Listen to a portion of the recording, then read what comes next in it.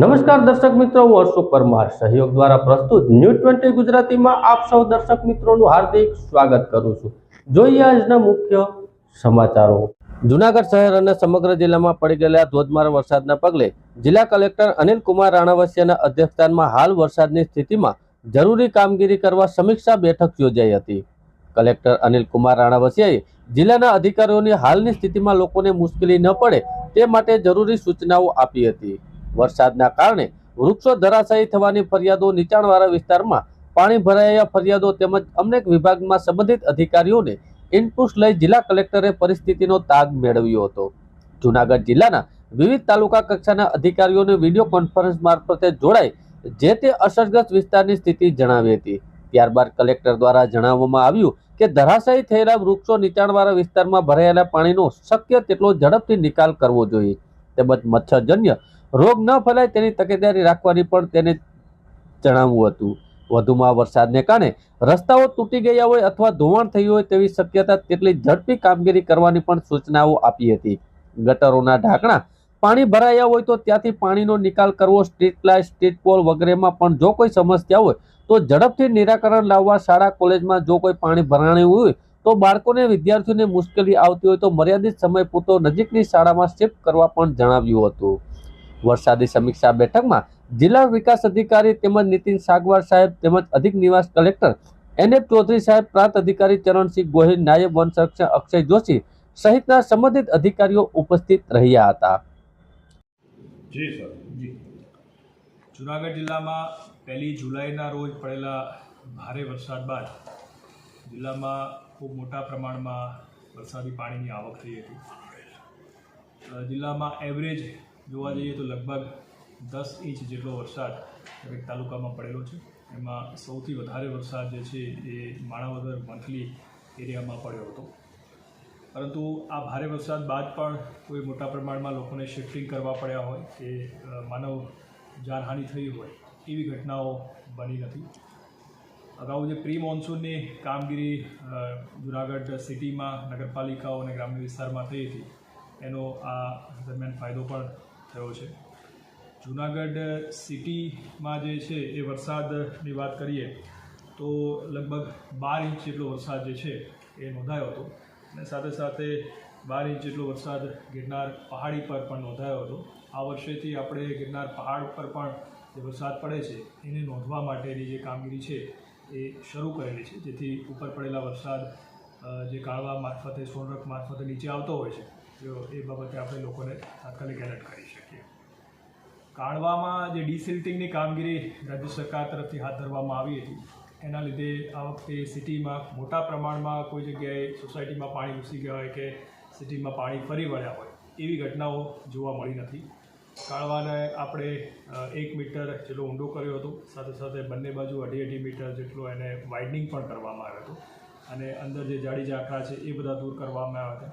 આખો પટ લગભગ 9 કિલોમીટર જેટલો છે અને એમાં સિંચાઈ વિભાગથી માંડી ધોળકિયા ફાઉન્ડેશન, રાજ્ય સરકાર અને કોર્પોરેશન એ તમામના એક સહિયારા પ્રયાસથી આ કામગીરી કરવામાં આવી હતી અને જેટલા કેચફીટ જે સિટીમાં છે એમાંથી લગભગ 2500 જેટલા કેચફીટને સાફ કરવામાં આવ્યા હતા।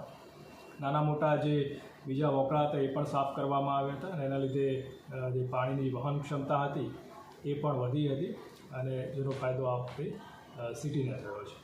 ગ્રામ્ય વિસ્તારની વાત કરીએ તો અત્યારે લગભગ 50 જેટલા રસ્તાઓ RNB સ્ટેટના અને પંચાયતના થઈને ઓવરટોપિંગના લીધે અમે બંધ કર્યા છે અને ગ્રામ્ય વિસ્તારની અંદર 33 જેટલા ગામો જે છે અત્યારે ઓવરટોપિંગ થવાના લીધે કટ ઓફ થયેલા છે। પરંતુ આ જે ગામડાઓ કટ ઓફ થયા છે એમાં સૌથી વધારે માણાવદરના છે 15, માંગરોળના 11 અને કેશોદના 7 જેટલા ગામડા છે। પરંતુ એ ગામડાઓમાં પણ કોઈને શિફ્ટ કરવા પડ્યા હોય કે રેસ્ક્યુ કરવા પડ્યા એવી કોઈ પરિસ્થિતિ નથી। આપણી પાસે જિલ્લામાં NDRFની એક ટીમ છે ને SDRFની પણ એક ટીમ રાજ્ય સરકારે ફાળવેલી છે। એમાં SDRF આપણે જૂનાગઢ પાસે છે અહીંયા અને NDRFની ટીમ અમે કેશોદ રાખેલી છે, એટલે જરૂર પડે તો લોકોને રેસ્ક્યુ માટે આપણે ઉપયોગમાં લાવી શકીએ। જિલ્લાના 17 જેટલા ડેમમાંથી લગભગ 4 ડેમમાં જે છે એ અત્યારે ઓવરફ્લો થાય છે અને એને આપણે જે હેઠવાસના ગામો હોય એ ગામોને તમામને એમાં એલર્ટ કરેલા છે। અમારું જે વહીવટી તંત્ર છે એમાં જિલ્લા કક્ષા, તાલુકા કક્ષા અને ગ્રામ્ય સ્તર સુધી જે કંટ્રોલ રૂમ હોય એ તમામે તમામ અત્યારે એક્ટિવ છે અને ઇવન કોર્પોરેશન વિસ્તારમાં પણ જે કંટ્રોલ રૂમ પણ છે એ પણ એક્ટિવ છે. કોર્પોરેશન વિસ્તારમાં લગભગ 400 જેટલી ફરિયાદો આવી, તેમાંથી 350 જેટલી ફરિયાદ એ લોકોએ નિકાલ કરી છે. મોટાભાગે જે છે એ સ્ટ્રીટ લાઇટના બાબતમાં હોય કે કોઈ જગ્યાએ રસ્તાના બાબતમાં હોય, પાણી કોઈ જગ્યાએ નાના મોટા ભરાયા એ બાબતના હતા, જેમાંથી મોટાભાગની અત્યારે ફરિયાદો એમને નિકાલ કરી દીધી છે. બાકીની ફરિયાદો નિકાલ કરવાનું ચાલુ છે. આજે પણ જિલ્લામાં ઓરેન્જ એલર્ટ છે, એટલે અમે તમામ અમારો સ્ટાફ જે અત્યારે એલર્ટ પર છે. અમુક જગ્યાએ જે પાણી ભરાયા હતા એ પણ હવે ધીરે ધીરે ઓસરી રહ્યા છે અને સ્થિતિ લગભગ અમે માને છે પ્રમાણે જો વરસાદ હવે ન થાય તો સાંજ સુધીમાં એ પૂર્વવત થઈ જશે એવી આશા છે. સર, આજે ઘેડ પંથકમાં પરિસ્થિતિ અત્યારે કેવી છે? કેમ કે અહીંનું પાણી બધું ત્યાં જાય છે, ત્યાં કેવી ઘેડ તૈયારી? પંથકમાં મેં આપને કીધું એ પ્રમાણે જે લગભગ અમારા જોવા જઈએ તો 33 જેટલા ગામડા જે અત્યારે કટઓફ છે એની અંદર ઓવરટોપિંગના લીધે રસ્તાઓ બંધ છે, વાહન વ્યવહાર અત્યારે બંધ છે. અમે તમામ ગામના સરપંચ તલાટીઓ સાથે અત્યારે સંપર્કમાં છે. ત્યાં પણ કોઈ પણ એવી પરિસ્થિતિ નથી કે લોકોને રેસ્ક્યુ કરવા પડે. એક માણાવદર વિસ્તારમાં આઈ થિંક પીપલાણા ગામમાં એક નેચરલ એક ડેથ થઈ હતો એક માજીનું, અને એમને બહાર લાવવા માટે પણ અમે હોડી વગેરેની વ્યવસ્થા અમારા કેશોદ ટીમ મારફતે ત્યાંથી કરાવેલી છે. એટલે જ્યાં આવી કોઈ અમારી પાસે રજૂઆત આવે છે એ અમે એમાં એડ્રેસ કરીએ. સર, કટઓફ ગામ જે છે, જે જીવન જરૂરિયાત વસ્તુ પહોંચાડવા માટે ને લોકોને સહાયતા માટે શું સુવિધા છે? ઘેડ પંથક માટે દર વર્ષે અમારે એક એક્સરસાઇઝ થતી હોય છે. એમાં સસ્તો અનાજની દુકાનોમાં છે અમે 2 મહિનાનો એડવાન્સ સ્ટોક એને આપી દેતા હોય છે.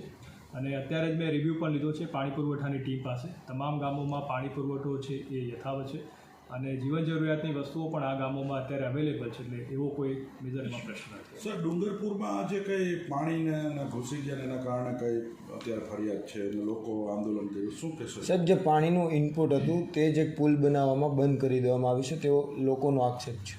એ રજૂઆત અમને સવારે મળી હતી. એમાં આરએનબી પંચાયતના એક્સિયન અને અમારા મામલતદારશ્રી ટીડીઓશ્રીને પણ મોકલ્યા હતા અને ત્યાં જેસીબી પણ અત્યારે કામગીરી ચાલુ છે. અને જે બ્રિજ હતો એના નીચેથી પાણી નીકળવા માટેની નિકાલની વ્યવસ્થામાં બીકોઝ ઓફ જે હેવી રેન આવ્યો એમાં કચરો વગેરે ફસાયો હતો, એ પાણી નહોતું નીકળ્યું, એ પણ અત્યારે દૂર કરી અને પાણી અત્યારે નિકાલની વ્યવસ્થા ચાલુ છે. સાહેબ, શાળા કોલેજને બોલવું? શાળા કોલેજ આજની સ્થિતિ બંધ છે અને સાંજે હવે આગળની બાબતમાં અમે પરિસ્થિતિને જોઈને નિર્ણય લઈશું. સાહેબ, પશુ જાનમાલને કોઈ નુકસાન?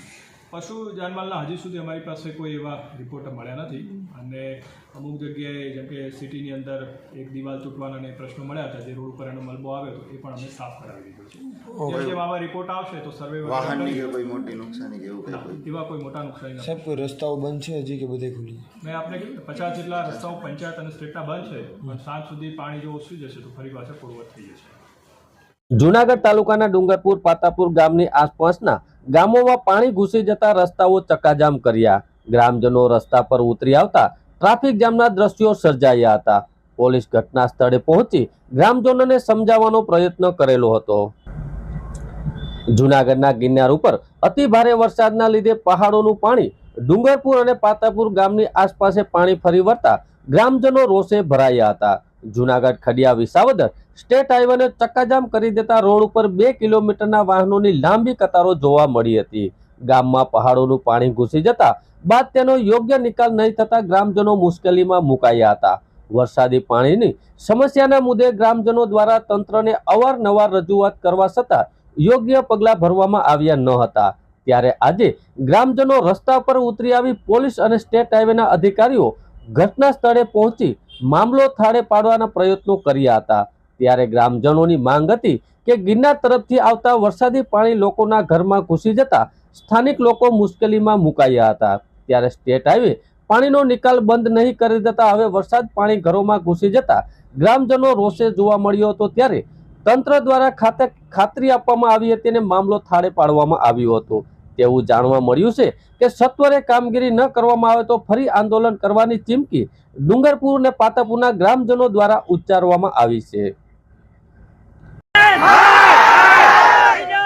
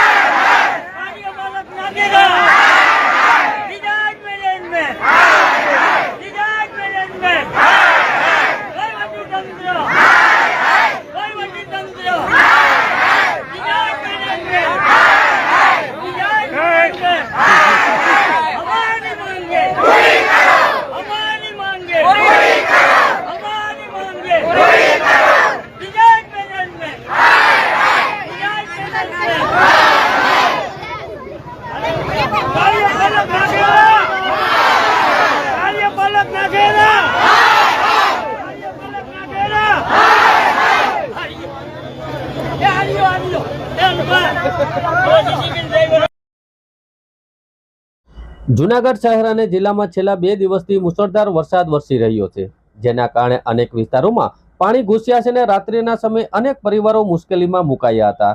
ત્યારે ભારે વરસાદના લીધે જૂનાગઢ જિલ્લા પોલીસ પરિવાર દ્વારા જે ઘરોમાં પાણી ઘૂસ્યા હતા તેવા વિસ્તારોમાં પેટ્રોલિંગ કર્યું હતું અને પરિવારોને વરસતા વરસાદમાં બહાર કાઢી સવલત સ્થળે ખસેડવામાં આવ્યા હતા અને ચા પાણી તેમજ રહેવા જમવાની પણ સુવિધા ઉપલબ્ધ કરવામાં આવી હતી. એવી જ રીતે સતત વરસાદ પડી રહેલા વરસાદના લીધે રોડ ઉપર જતા વાહનો ચાલકોને મુશ્કેલી ઊભી થઈ હતી. ત્યારે અનેક વાહનો રોડ સાઈડની નીચે ઉતરી જતા સ્ટેટ વાઇઝ હાઈવે તેમજ વિસ્તારોમાં વરસાદી માહોલ વચ્ચે પેટ્રોલિંગ કર્યું હતું અને ફસાયેલા વાહનોને બહાર કાઢી મુસાફરોની મદદ પોલીસ દ્વારા કરવામાં આવી હતી. મોડી રાત્રે વહેલી સવારના સમય સુધી જૂનાગઢ જિલ્લા પોલીસ દ્વારા મુશળધાર વરસાદ વરસતા અનેક વિસ્તારોમાં પાણી ભરાતા જૂનાગઢ જિલ્લા પોલીસે અલગ અલગ ટીમો દ્વારા ફસાયેલા લોકોને સલામત સ્થળે ખસેડવા અને ચા નાસ્તાની વ્યવસ્થા કરવામાં આવી હતી. ફસાયેલા વાહનો નીકાળવામાં પણ મદદ કરી હતી. એની સાથે સુરક્ષાનું ઉત્તમ દાયિત્વ નિભાવી જૂનાગઢ પોલીસ દ્વારા પોલીસ પ્રજાનો મિત્ર છે એ સૂત્રને સાર્થક કરવામાં આવ્યું હતું.